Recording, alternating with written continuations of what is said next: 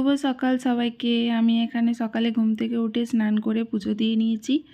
আজকে ওর বাবা বাড়িতে আছে বলে সবজিগুলো গুছিয়ে দিচ্ছে। তারপর ওই আজকে চিকেনটা রান্না করেছিল দুপুরবেলা।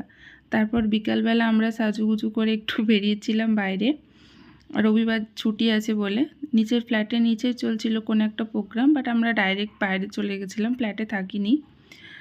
আজকে দুপুরবেলা খুব মিষ্টি খেতে ইচ্ছা করছিল, বরকে বলছিলাম যে খুব মিষ্টি খেতে ইচ্ছা করছে, তো ওই জন্য আজকে ওর মিষ্টির দোকানে নিয়ে গেছিলো।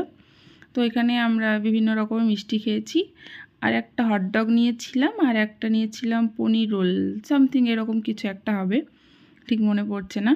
তারপর বাড়ি ফেরার পথে ওর পাপা বললো বাবুকে একটা ডাব কিনে দিই। তার বাবু ডাবটা খেলো, ও তার সম্পূর্ণ খেতে পারলো না, ওর যতটা খেলো তারপরে পাপা খেয়ে নিল ওর। এভাবেই কেটে গেল আজকের দিনটা। তারপর আমরা অটো করে চলে এলাম বাড়ি। চলো টাটা, দেখা হবে নেক্সট ব্লগে, বাই।